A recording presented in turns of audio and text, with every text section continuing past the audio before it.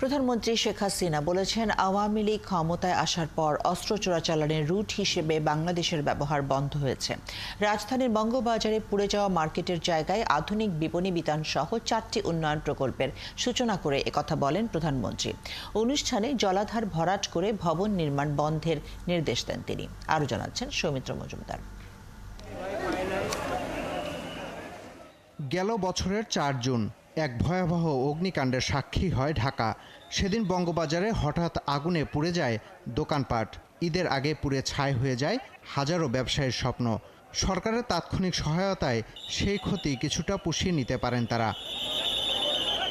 পুড়ে যাওয়া সেই জায়গাতেই নির্মিত হচ্ছে আধুনিক পাইকারি বিপণী বিতান। 10 তলায় এই ভবনে দোকান পাবেন ক্ষতিগ্রস্ত ব্যবসায়ীরা। এ ভবনের নির্মাণ কাজের উদ্বোধন করেছেন প্রধানমন্ত্রী। পাশাপাশি উদ্বোধন করেন পোস্তগোলা ব্রিজ থেকে রায়ের বাজার স্লুইস গেট পর্যন্ত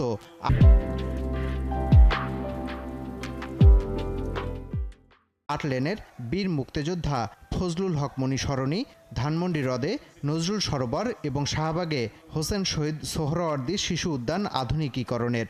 এটা আপনাদের জন্য নতুনভাবে বাঁচার একটা সুযোগ করে দেবে। আর তাছাড়া 4টা ভিত্তিপ্রস্তর স্থাপন করেছি।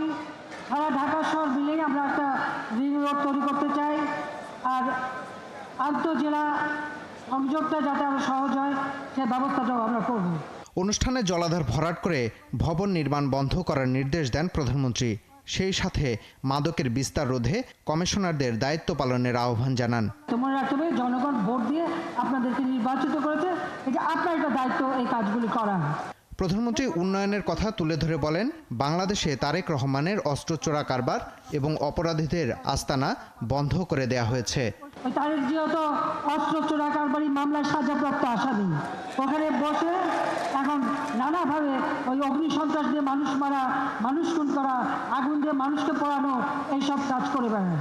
এই বাংলাদেশে এই অস্ত্র চোরা কারবারির যে রুট সেটা আমরা বন্ধ করেছি। ভারতে উলফা থেকে শুরু করে যেখানে যেখানে যারা অস্ত্র সাপ্লাই দিল সেগুলো আমরা বন্ধ করেছি।